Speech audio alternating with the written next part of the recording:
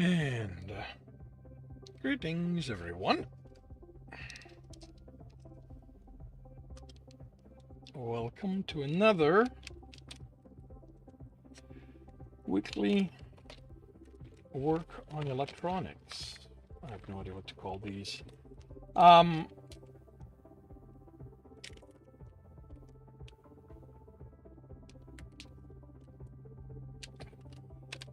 This week, instead of, because the new soldering kit has not arrived, figure that instead of fighting to desolder the cable, I would get the controller board ready. And I'm sending stuff.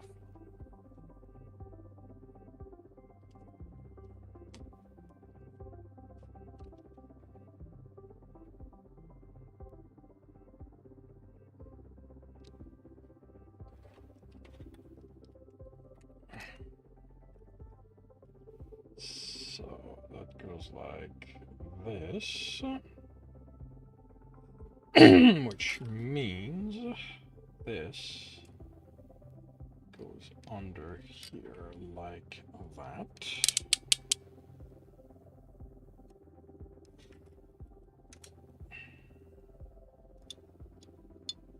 Now, in here,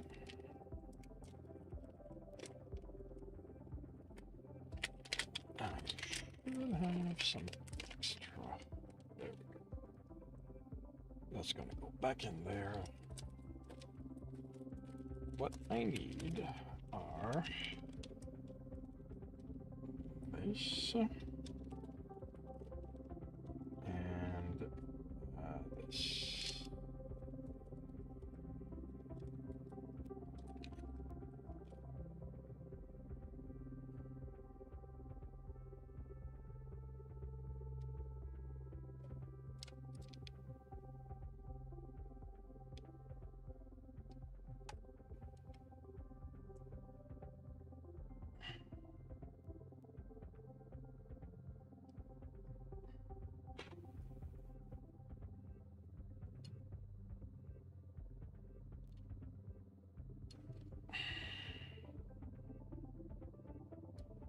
There we go.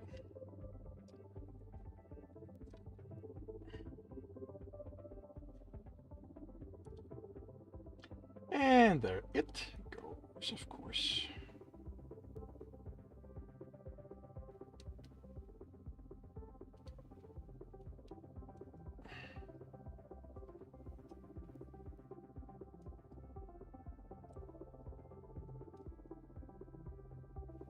Okay.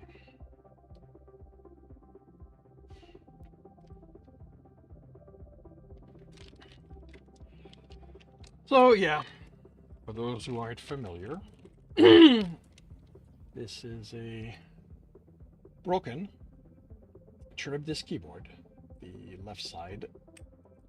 Problem is one of the column is not responsive at all.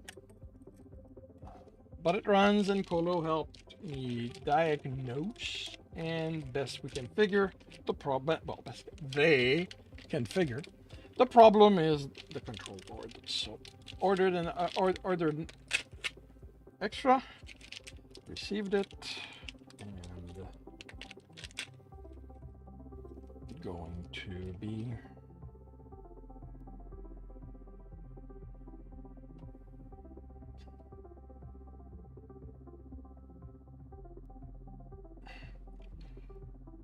attempting to replace it. And, see if that will resolve the issue.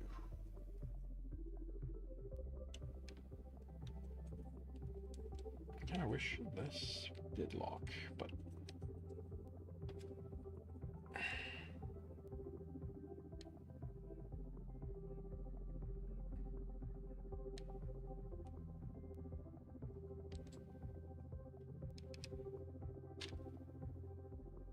okay. Hopefully, I will not make a mess of this unnecessarily. And it should not be necessary to make a mess at all. bring this back down to 350. And yeah, it keeps shutting down. So that might be part how I broke it. That might be me who broke it.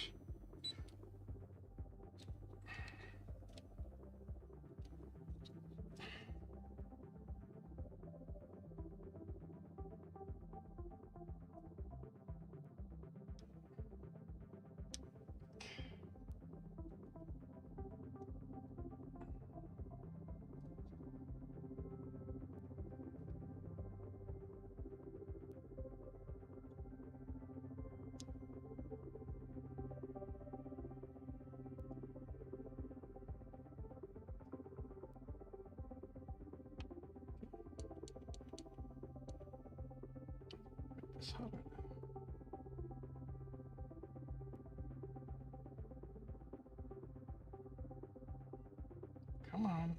What's the problem here?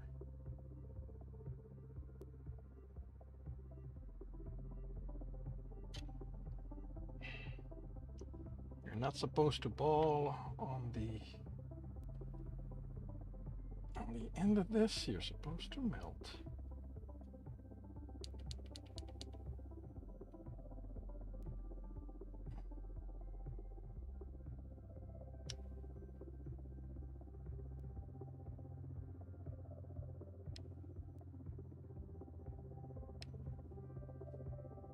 I have no idea.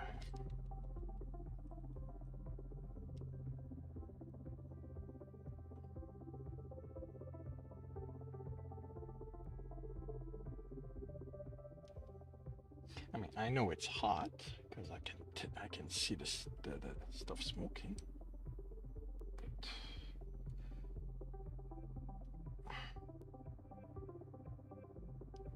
But I see no indication that it's.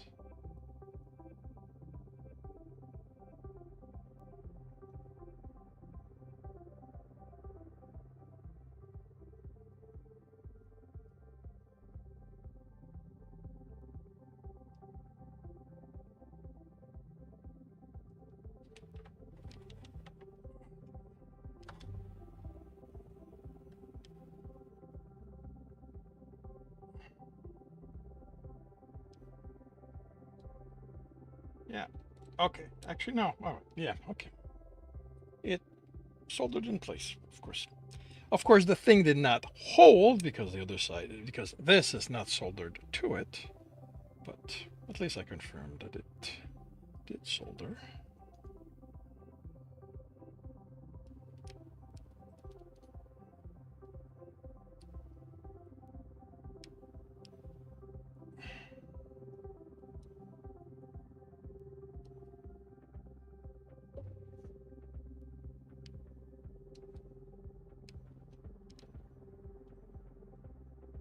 And yes, this is highly exciting.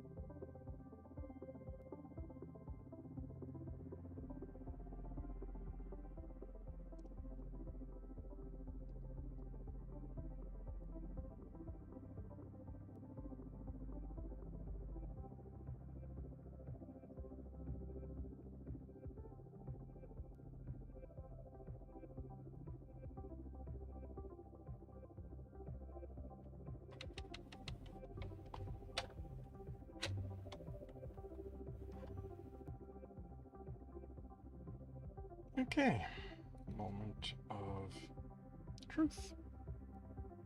It is soldered in place.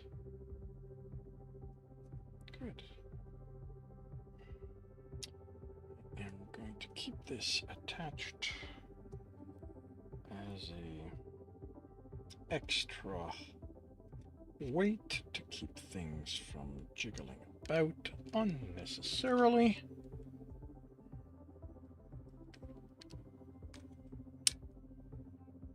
Because I do not need the extra complication. I have enough of an easy time screwing things up as it is.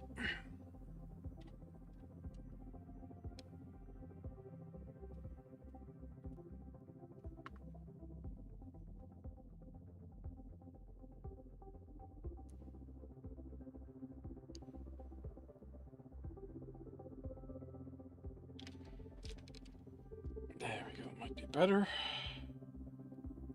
Be able to see what I'm doing.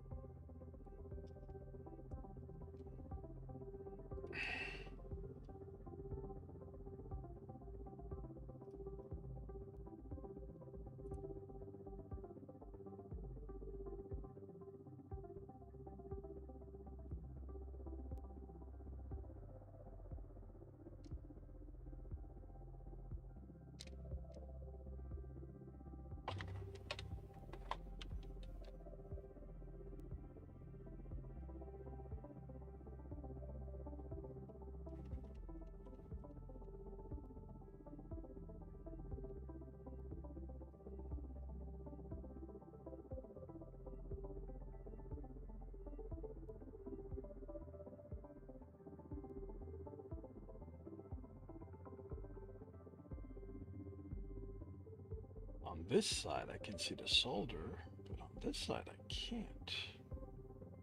And it is, well, okay, I can see it here. It's slightly concerning that I'm not seeing any real soldering.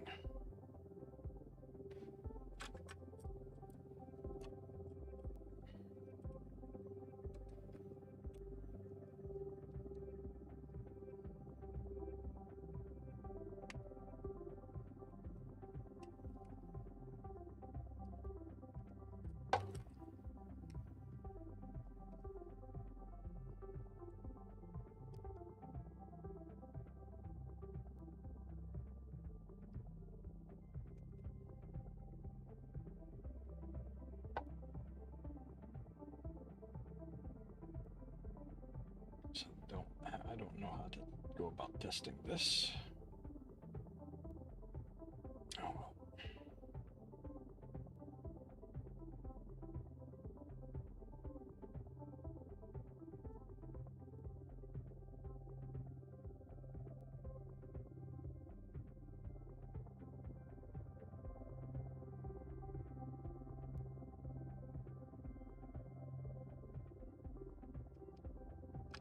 Oh, I can use the other one for the left side. Sorry, the right side.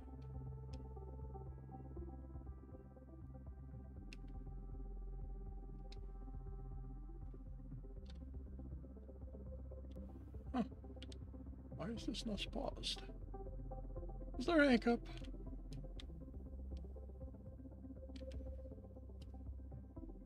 Meh.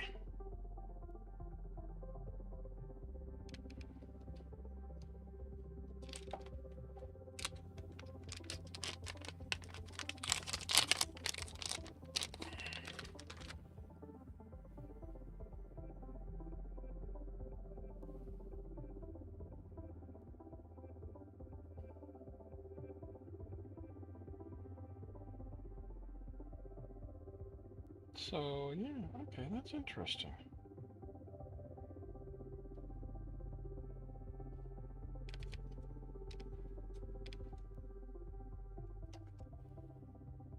details I did not realize, which means that if I can get this done, I can grab one of the right side and use that there and have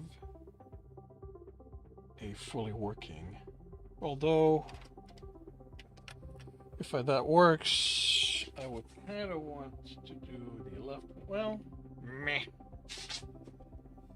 How about I focus on seeing if I can get this working instead of theorizing about future things.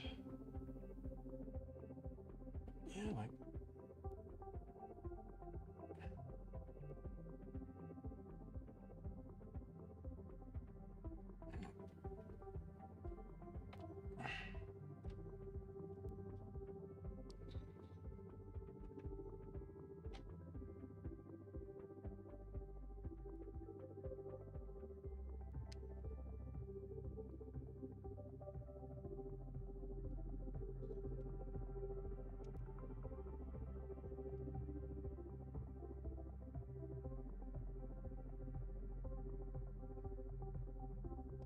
I don't know if this was such a sloppy job that the soldering is highly visible, or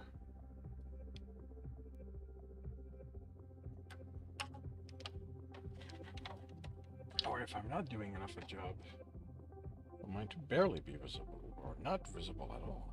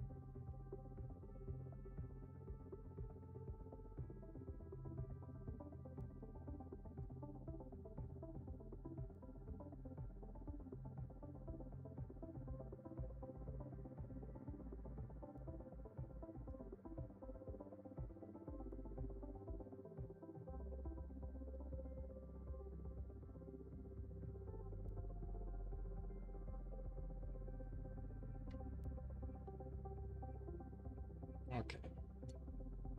This one I can see.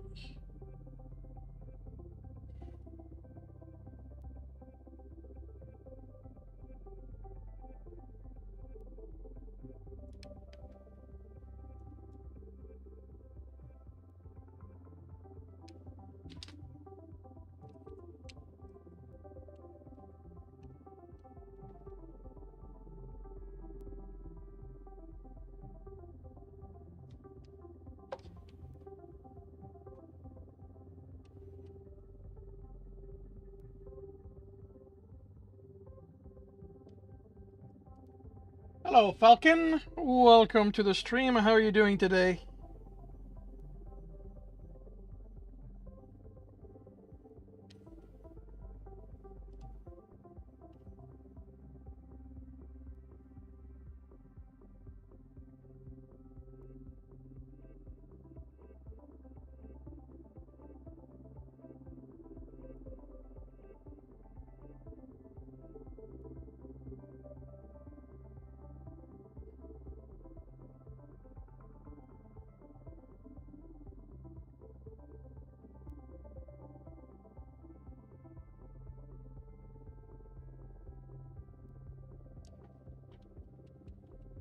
You are doing good. I'm glad to hear that. I am doing.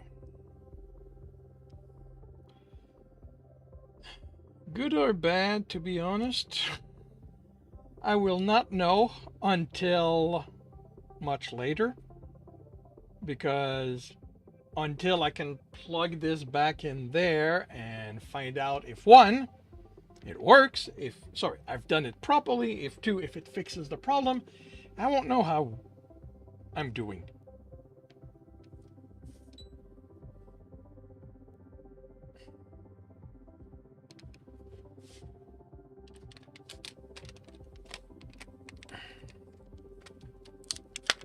Because honestly, I actually don't know what I'm doing at all. So, well, entirely true.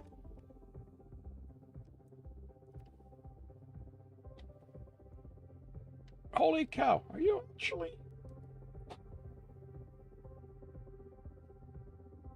Okay.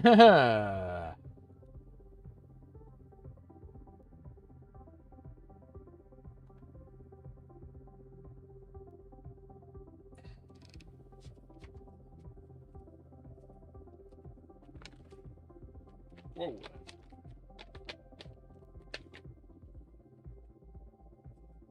I was not expecting this to smolder.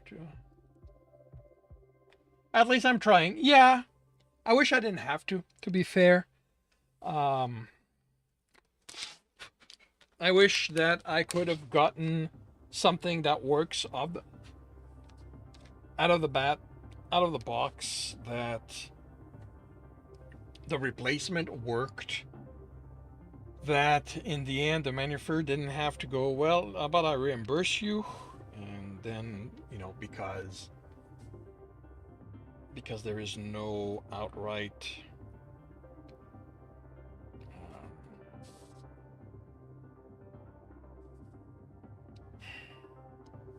because of how things are done, I'm stuck having to do this to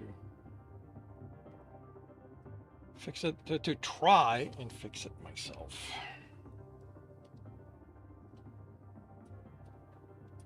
No, I need, so that you're not going to touch anything that's can burn.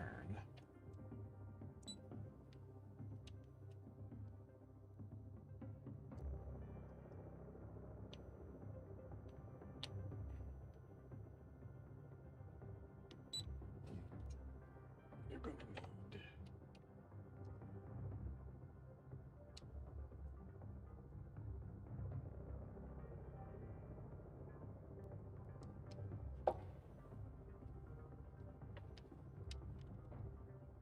you actually deciding to fix things, so you just, well, that's the thing, is that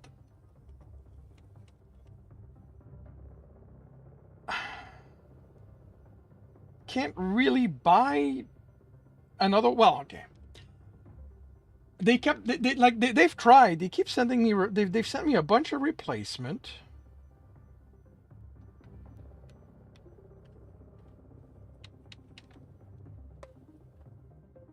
but for some reason they keep failing.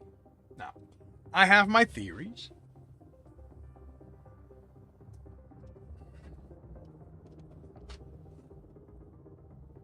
but I'm not going to,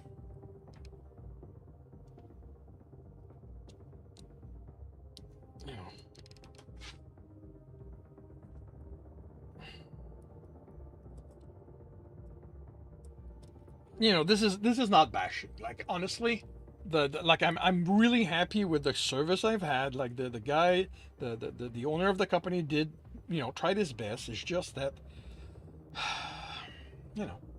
I'm not his target audience, and unfortunately, nobody makes these kind of keyboard with the non-builder in mind, which means that, I don't have a choice. I have to do business, this is what I've got. How's the writing? The writing is going quite well. Thank you very much. I am on the second draft of Stepping Wild. I am in the last. I'm approaching the end of draft 1 of the Captain's Art. The outline says that I'm in the last um, 6 chapters, so it'll be interesting to see what that actually manifests as in the writing.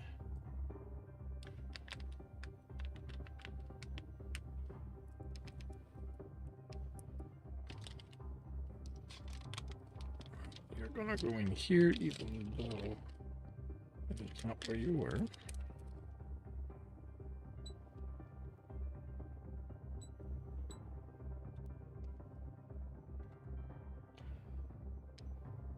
And how about you? How are you doing? Okay, I have no idea how I'm going to handle this guy.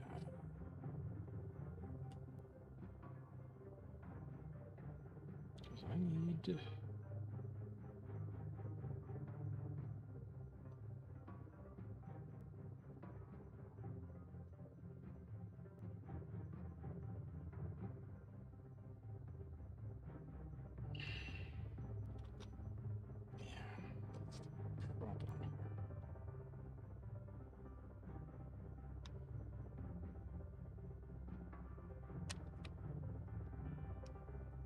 Whoa, whoa, whoa, whoa,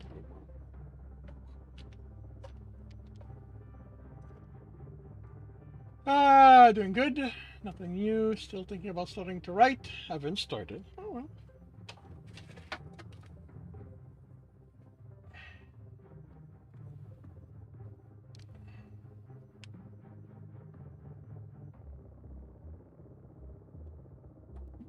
Do you have an idea of what you would write?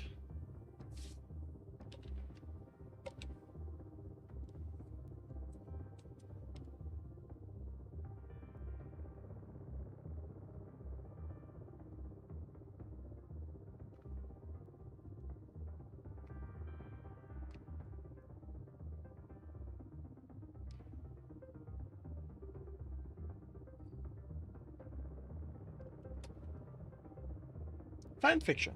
Very cool. Very cool.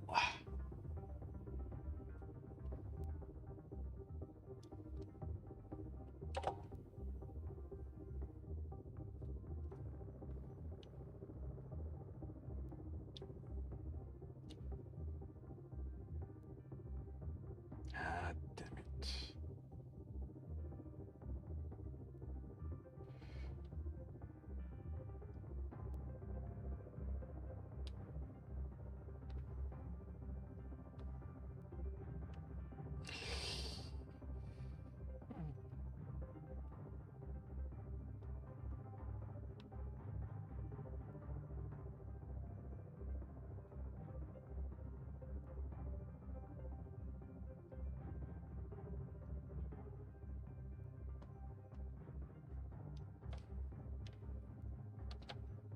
What fandom would you be writing in?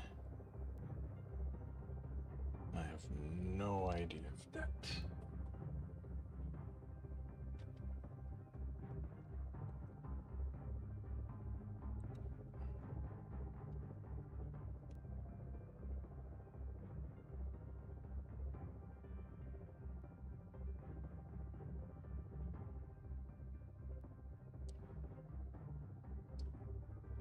Called Solo Leveling. I have heard of it.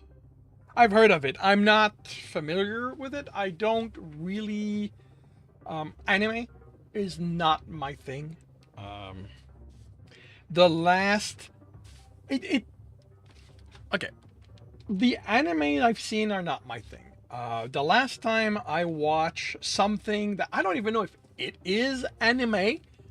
It is the original Ghost in the Shell OVA and TV, and I think Ghost in the Shell was just an OVAs.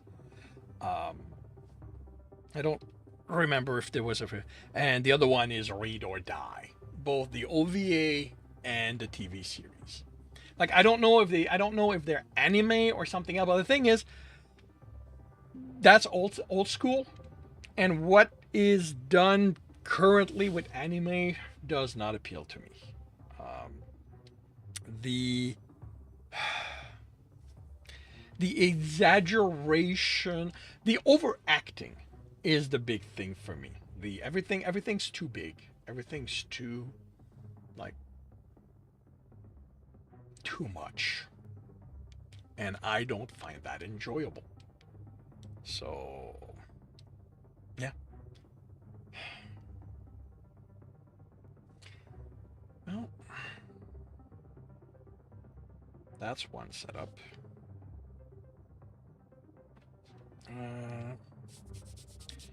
Well, I see if I can do the other one and not.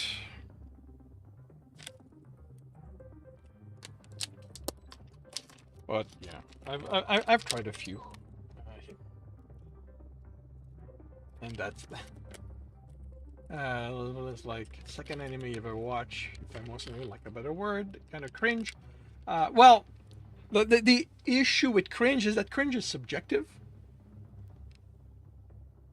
You know what one person will find cringe, another person will find meh. Um, but yeah, like what I've seen, it's not a term I use because again it's subjective. But yeah, cringe is definitely.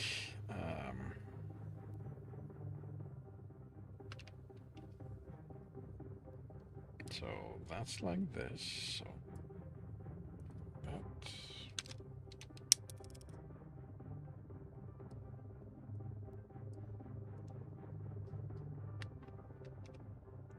Okay, this. Oh. It.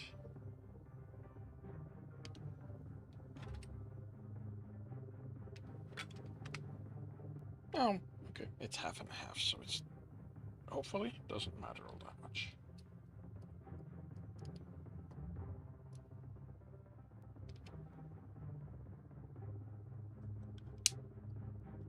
So into Saloon, the story is both kind of your general power fantasy thing. Is mission fight scene are instrumental? Oh, very cool.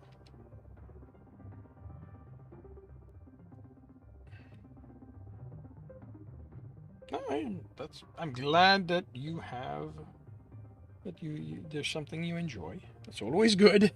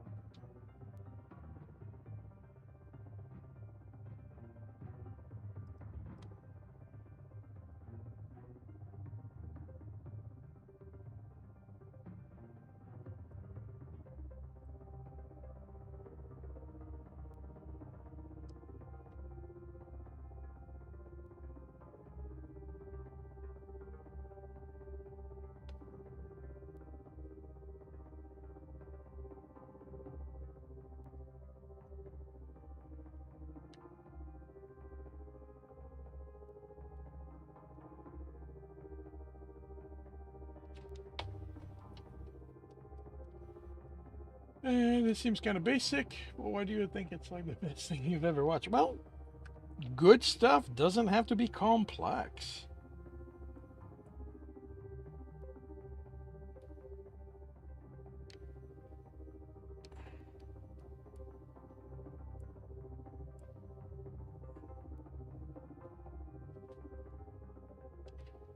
Basic gives you a chance, or well, the author, a chance to do to play with it, to do something, to fully explore what it is, because the rest is not complicated, not complicated.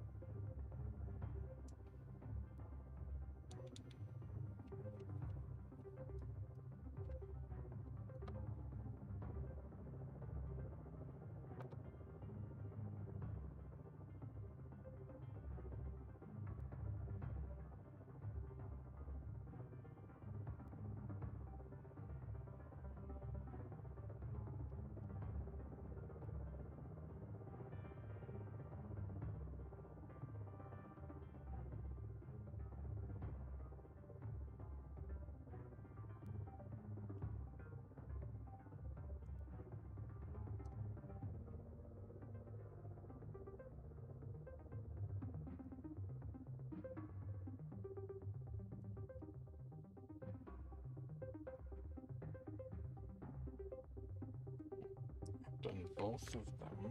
So if I do that, you should hold in place, and you do. Good.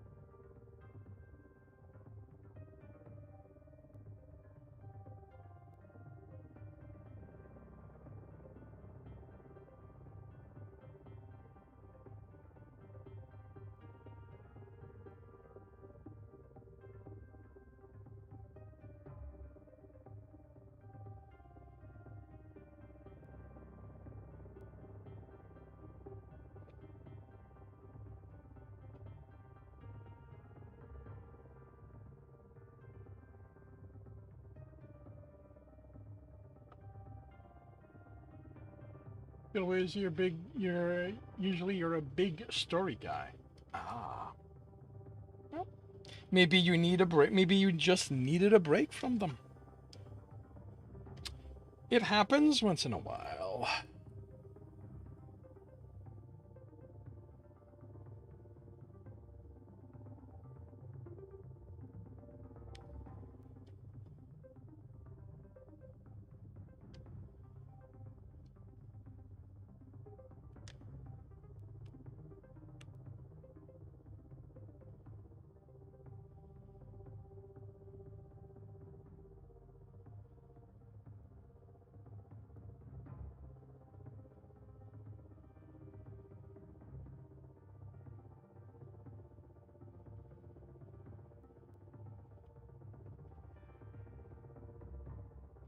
Well, you're fully locked in. And...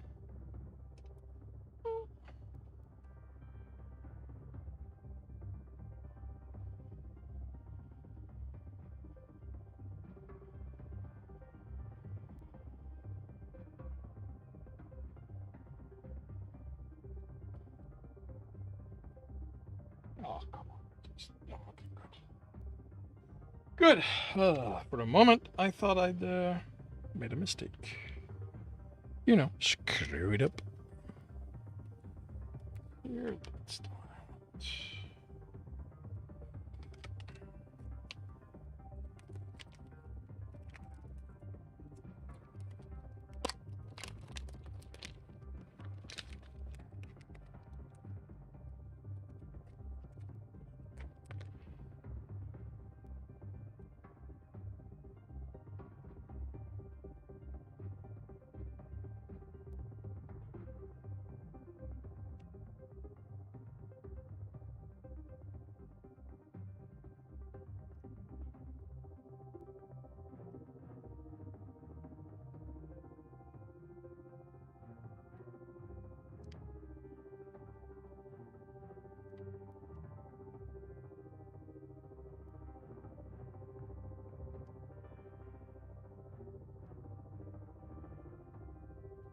Maybe the game element as well.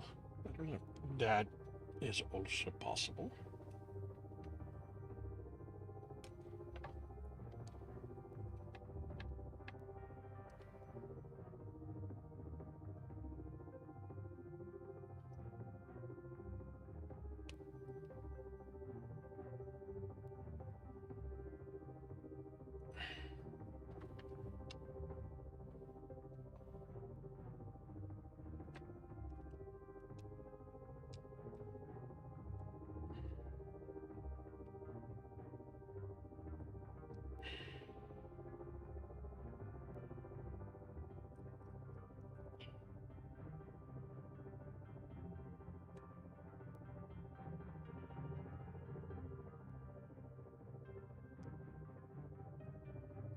It's refreshing about to see an OP character. Feels like when another character struggles, usually.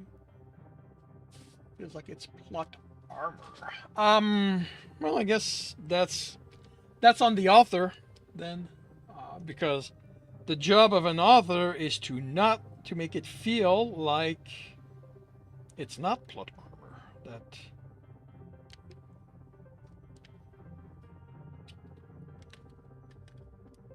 That they ultimately win because they've either outsmart, outskilled, or out something their opponent.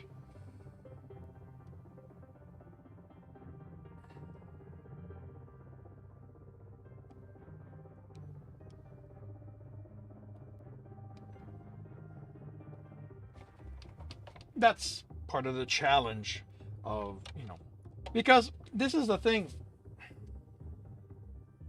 is that ultimately we know that the main character is going to win. Unless we're reading a tragedy, we know that it's just all what happens until then. And, we want that to entertain us.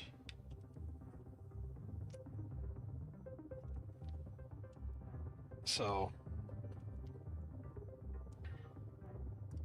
it's the author's job to make sure that that happens in a way that surprises us and entertains us.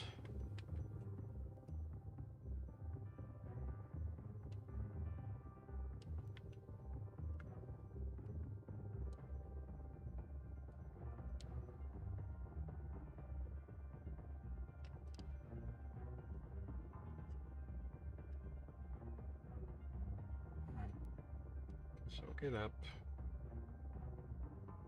No, you wanna. You're thirsty for that. Because right now you guys are bridging. Don't think that's a good thing.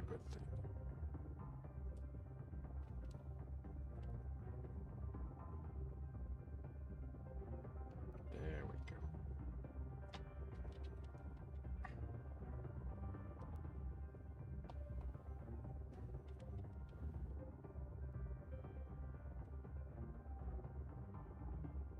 I'm also realizing that the hot stuff is on the side, not the point, which feels weird to me.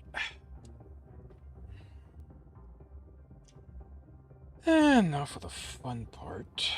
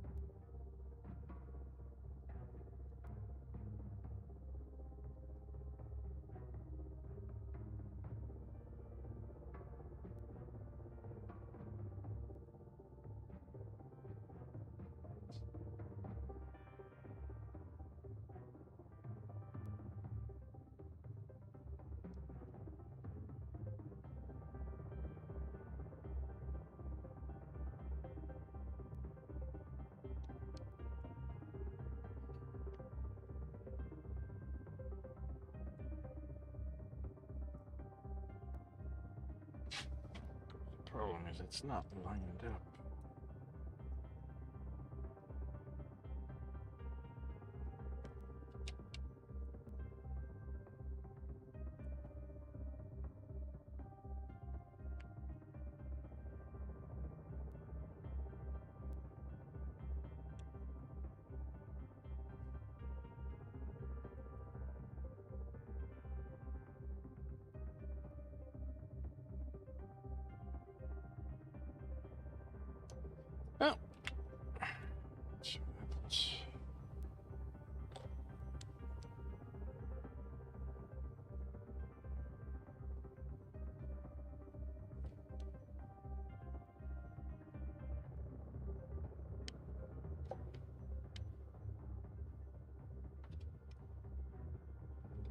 So also, we know the main character is not gonna die, so seeing a scene where it almost dies feels kind of off.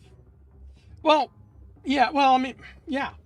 Well, not necessarily off. Again, it's on the author's, the person who writes the story and all that, to give you the sense that whatever is happening is a threat, is a danger. Um,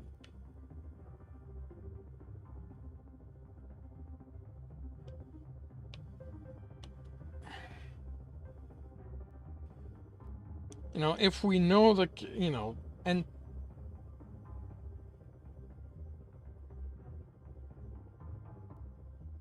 come on.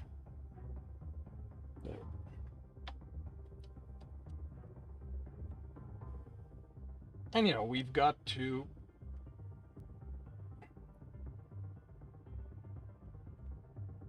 if it's obvious what will happen, well, then it's our job to not make it obvious, or to change. This is the thing, like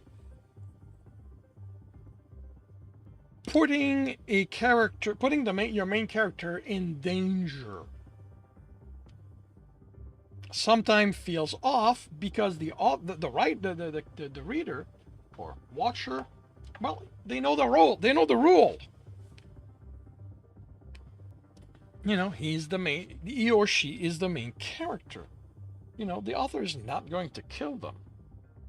This is where family comes into play. This is where characters the main character cares about comes into play. Because those people are fair game. Oh, that's what fell. Okay. Oh well.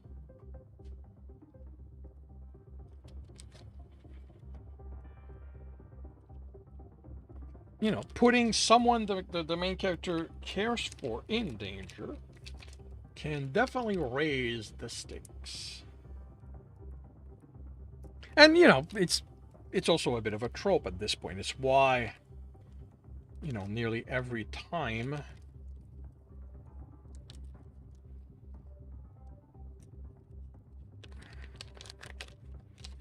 you will see the main character's relative, the main character's daughter, the main character's wife, sister be taken and then threatened, so that to force the main character into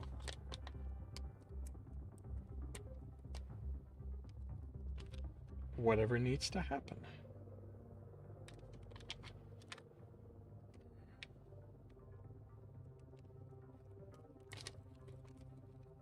Something else that fell.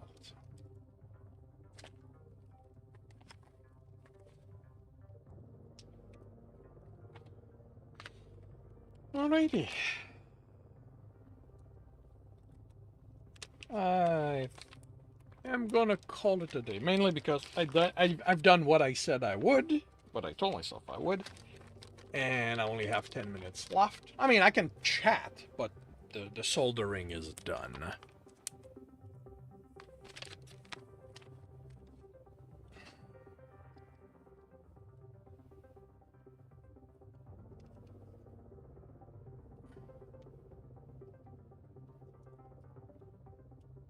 And next week, if the new soldering kit does not come in, I'll go back to building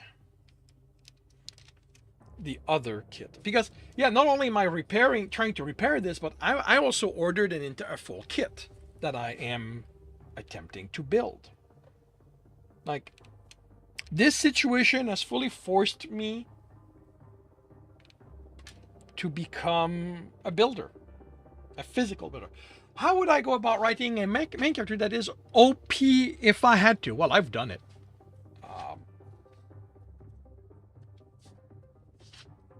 My method, the way I do it.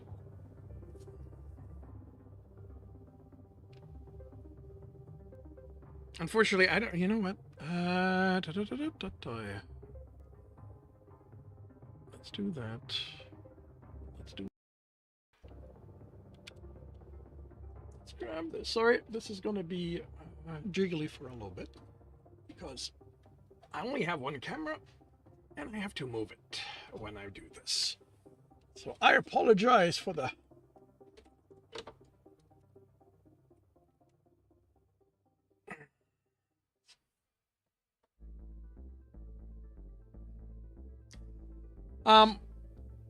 so yeah, the way I go about it, the way I do it is that I don't make the main character OP across the board. I will make them OP in a few or many very specific field. And I will, if I want, the more OP I want the main character to feel, the more relevant to the story these fields are. As an example, Tristan in the Tristan series. He is extremely overpowered. He's extremely OP. He is an expert in electronics, hacking, engineering, psychology, combat, weapons, explosives, locks. Like, he has a whole slew of expertise that are core to the story. One of the places where he's not good, and he's so good at everything else that he doesn't realize he's not good, is interpersonal stuff. So that when Alex enters his life, he thinks he knows how to handle it, and in the short run he does, but in the long run, it utterly screws with him. But that's the thing is, you give your character expertise, but you give them blind spot. You give them places that they're not so good at, and then you see about inserting them in the story in a way that causes them problem. Superman is a good example of that, because he's the definition of OP. Like, what kind of problem do you give Superman that he cannot punch his way out of? Good writers tend to give them a social problem or a psychological one, because that's one where it doesn't matter how strong you are. You can't do much about that. Like, you cannot punch social injustice in the face. So maybe he is OP in terms of combat, but might be losing himself, friend, family, part, death, etc. His OP power lead him to initially killing someone. Well, yes, and the thing is, that depends on the story you're telling. Like, if you're telling a power fantasy, then the odds are you don't want to give him anything that's going to get in his way. Because the point of a power fantasy is the main character is OP or becomes OP and nothing stops him. And there's nothing wrong with telling that kind of story so long as that's the story you intend to tell.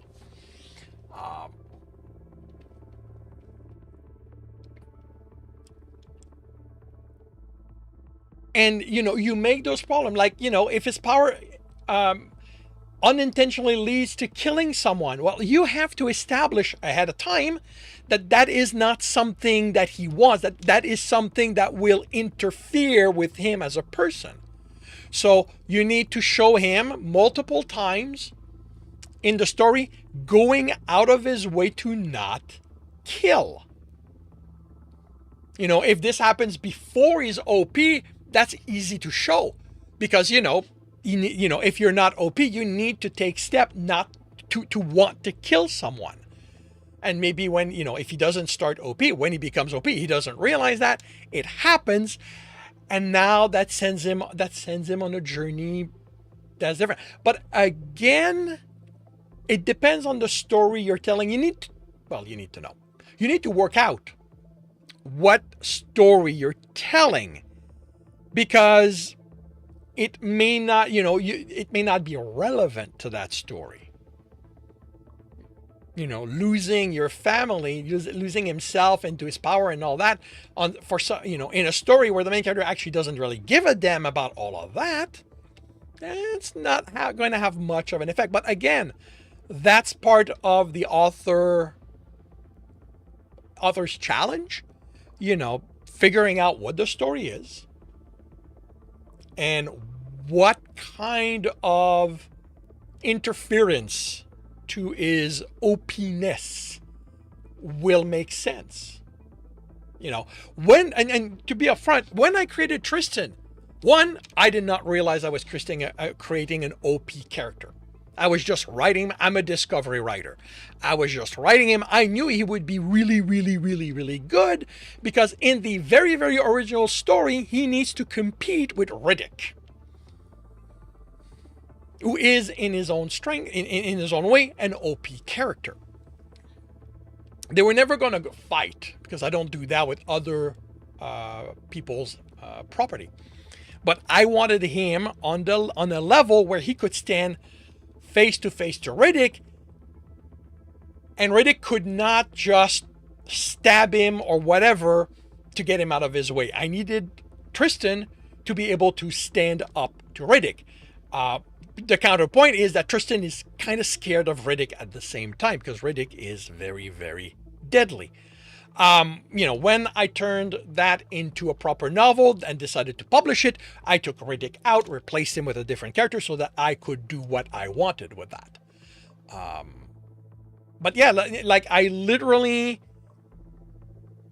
was on book 3 when I realized that I needed Tristan to have not necessarily flaws, but soft spots. Because I needed a plot for book 3. And, just having Alex shows up to force himself into his life wasn't working. And I literally had to go back in book 1, because book 2 is not about him, in book 1, and reread book 1 and sort of go, okay, there's this one element here where I show him acting nice-ish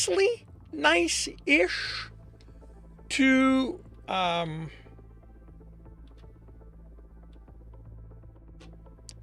a kid. So I went, okay, what if he has a soft spot for kids? What if kids are the one thing that he will not endanger? And once I had that, the plot for book 3 kind of manifested itself. Because a kid is at the center of the plot. But this is the thing, like, I'm a discovery writer, so that's the kind of stuff that I don't know when I come in. Well, I may know if I sit down and consider what kind of story I want to tell, but many times I am simply starting and going, okay, I have this character, let's see what happens. And sometimes all I know about said character is that he's a psychopath, that he's a doctor, that he's a father. Like, I don't always know a lot about the character. So I just start writing, see what happens. But again, also, this is what a first draft is about. If you are, even if you're an outliner, but if you are a discovery writer, especially, you work things out in that draft. You write, and like I'll always say, don't give a damn. When you write a first draft, don't worry about it. If you realize that something doesn't work, if you realize that that, you know, the flaw you gave your character doesn't work, make a note, change it, keep writing. And, you know, take the flaw away from what's coming, and when you do a second draft, you'll rewrite it with that without that flaw in the book. What do you think about if a main character gets a game system like Power with quests that have penalties that varies from soft to severe, so he's kind of forced to maybe do something he necessarily don't want to because he fears the consequences? Again, it depends on the story you're telling. Because that's the thing, that you know, the broad statement that covers almost everything is it's all in how it's executed. Because you can take that concept of having to do quests and there are consequences, and you can craft a really, really good story around it that will challenge the main character, that will make the reader worry about the character. But the same concept can give you a pretty bad story where everything happens because it needs to happen and we'd never care about the main character. Like, this is why going, what do you think about this, is very difficult to answer. Because I don't know what you're going to do with that concept. And without knowing that, I can't really judge what the concept. Because again, the concept is, it's not that the concept is vague, it's that the concept can be executed in multiple ways. And I have no way of knowing what way you will do it, and you know what will happen with yours. And that is not a don't know why that is not a bad thing per se. It's, you know, it's simply a, you know, I wish I could give you a better answer. I wish I could give you, yes, I can guarantee that if you do that, it's gonna work. You're gonna have a bestseller on your hand. Unfortunately, I can't. Because it depends on how it's executed. But if you want to tell that story, have fun with tell it. Okay. My overall advice tends to be just write. Have fun with it. Don't worry about it. Write and see what happens. If you are an outliner, write your outline. See what happens. If you are a discovery writer, write the story. If you don't know which one you are, try one. If you don't know if you are a discovery writer or an outliner, pick one, try it, see what happens. You know, if you try to write an outline and you find that one, you either don't enjoy it or it doesn't seem to want to work, switch to trying to just write and see what happens. If you just write and you keep locking up because you need to know what's going to happen down the line, write an outline. And you may discover you're somewhere, because that's the thing. Discovery writer to outliner is not an and or. It's a ladder. It's a spectrum. We are all somewhere on that.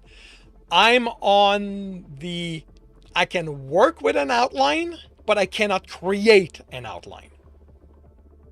So left to my own device, I have to just write. And I like it. For me, there's a joy in just writing, but I know from experience that working with an outline speeds up my writing. Because in the process of coming up with the outline with my co-scripter, we work out a lot of the details that I would normally have to sit down and just write and get wrong and realize, oh, okay, that's not what was going to happen. And so on. And, but yeah. So, like, you know, the idea is interesting. You know, like, beyond that, like, now, with that idea, now I would have questions. You know, is the main character the only one that gets that system? You know, does that take place in the real world where for some reason he starts having that? Yeah, discovery writing is just sitting down and writing. It doesn't have to be from the start. I discovery wrote a story out of sequence because I got a scene pop in my head. I went, oh, that's cool. Wrote that. And then I went, oh, but for that to happen, wrote that. And then, oh, wrote that and wrote that. And, I ended up with a full story. And then I had to just reshuffle all the events to put them in sequence. Discovery writing is about writing, not worrying about the structure of the story, just writing. And, in the second draft, you look at what you wrote, and you hopefully can see what you want the story to be, and then you can, restructure it in the way that needs to happen.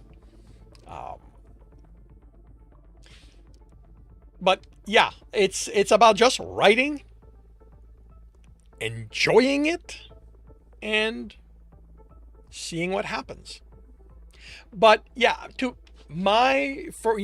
I feel that enjoying the act of writing is probably the most important thing. It's about figuring out how to write so that you enjoy it, so that you have fun doing it. You have scenes like event you find interesting pop in your head, but they wouldn't necessarily fit together. Write them. Don't worry about it. Write the scenes. And, if ultimately they don't fit together, okay, that's fine. You take the scenes that work and you line them up where they needs to be, and then you fill the gap, or you fill the gap as you're going.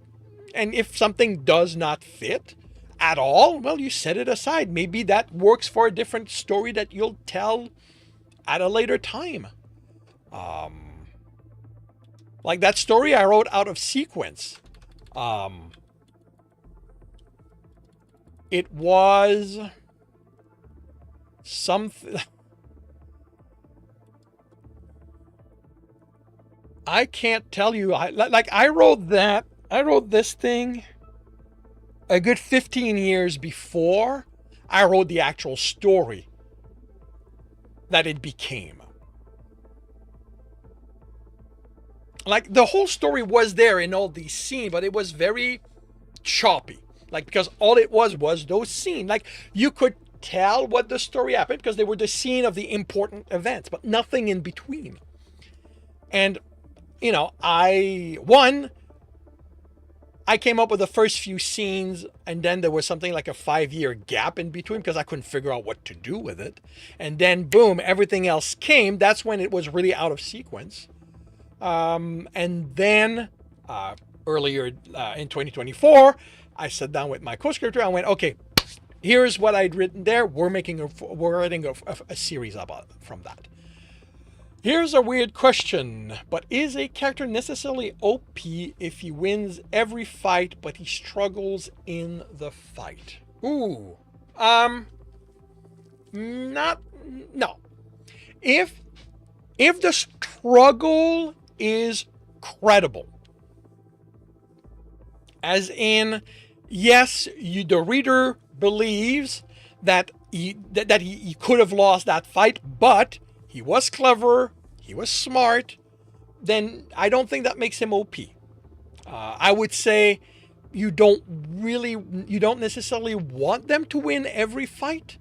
You want, because, readers like their main characters, unless they're going for a power fantasy, to have solid struggle, and solid struggle means setbacks.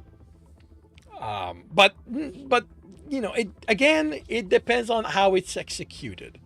The struggle needs to feel real. I feel like it's hard to make a main character lose in a lot of situations because they would literally mean death depending on the serial. Well, that's, again, it becomes the job of the author to pick losses that make sense and don't end the story. Like, when I say they should lose, I don't mean necessarily physical fight, but the odds are there will be conflict that character gets into that aren't physical. You know, maybe he needs to convince someone for the story to progress the way the main character wants, and they try, and they almost do it, and then either because they screwed up, which if it makes sense, which I feel is the best way to do it, because, you know, I'm not a fan of luck, good or bad, stepping in. You know, I'd rather have the main character miscalculate. I'd rather have the main character lose control. It's one of the reasons Tibbs has a temper, because it means that every so often he snaps. And when he snaps, he does something that, you know, does not help the situation. I feel like Lucky mainly fits if it's a parody comedy. Well, again, it depends on how it's executed. But it is why Tibbs has a saying. Every time somebody brings luck up around him, he always goes, luck is not a thing. And in his case, he actually has a solid argument for it. Because essence makes up the world, and there is no essence for luck. Which means that, objectively speaking, in this world, there is no such thing as luck.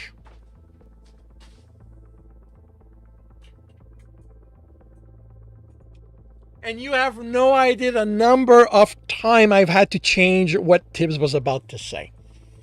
But honestly, coincidences do happen. They should never, ever save the main character. They can make the situation worse, but they should not improve it.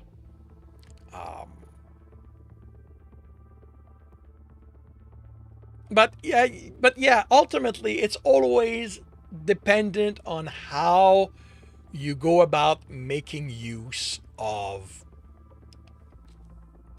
X, of what, you know, the story plot, the elements, how you use them, and but again, and you know, and you'll hear me say that often.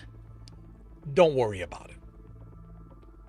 Write to have fun. Write the story you want to read. Write that story that you wish someone had written. Or write those scenes you wish someone had written. And don't worry about them being good or bad. Just write them so that you like them, so that you love them, so that you can sit down multiple times a year and just enjoy rereading them. If you manage to do that, I firmly believe that you will be ahead of almost every writer out there, or people who want to be writers out there. Because if you can write, if you can have fun writing, it means you can stick with it. And it means you can learn to write better. Because that's the big, big, big thing about writing. You have to do it to get better at it.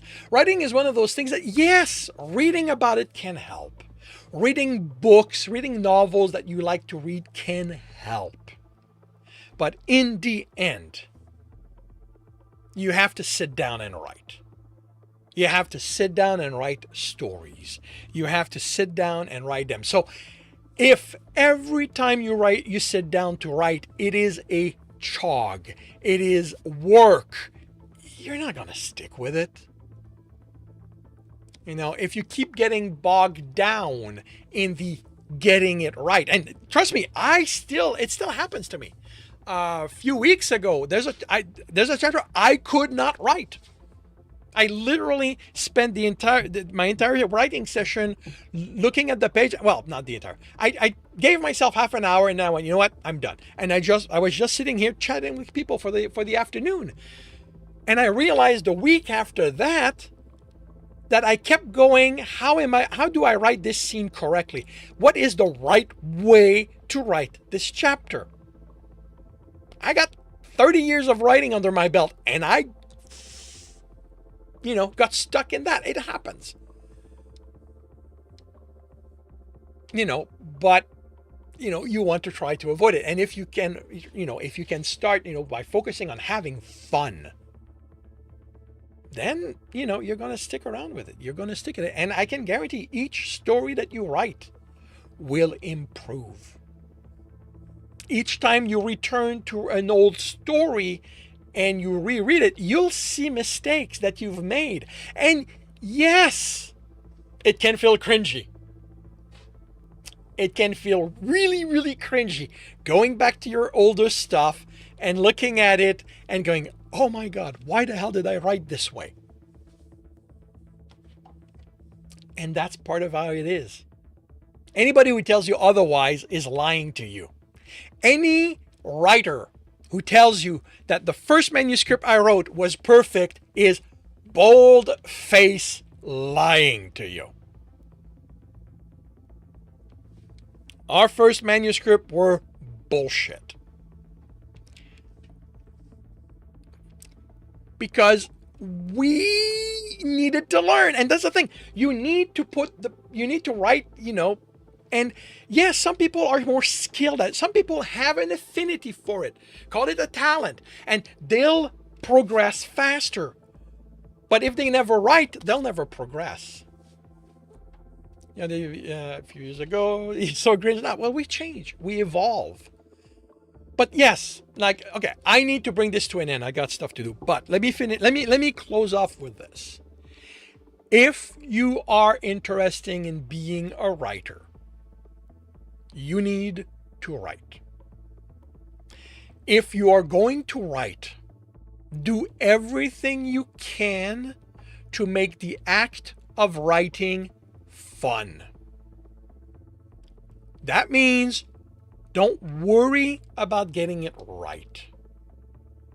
Write the story you want to read. I am certain that there's this story that you read a story at one point and you went, damn it, I wish he had done something different. Write that.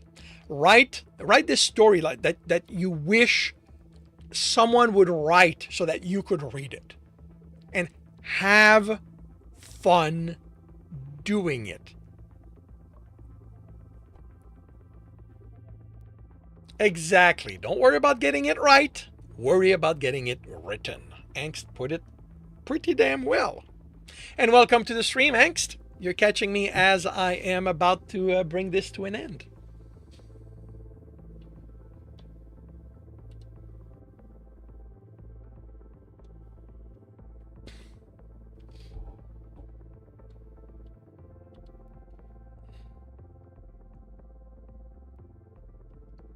Oh, you are quite welcome, Falcon.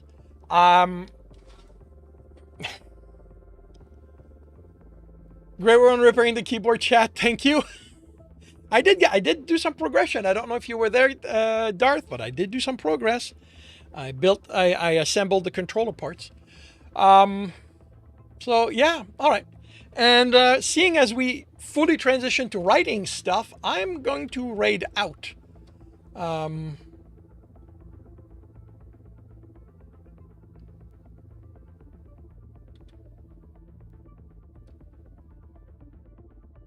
Let's see if I can find someone who's actually there.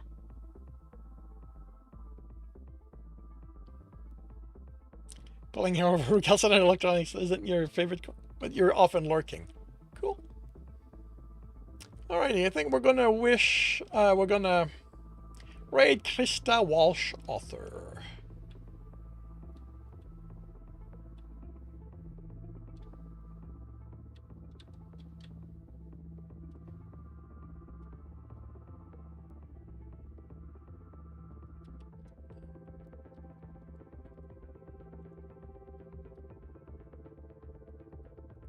Really?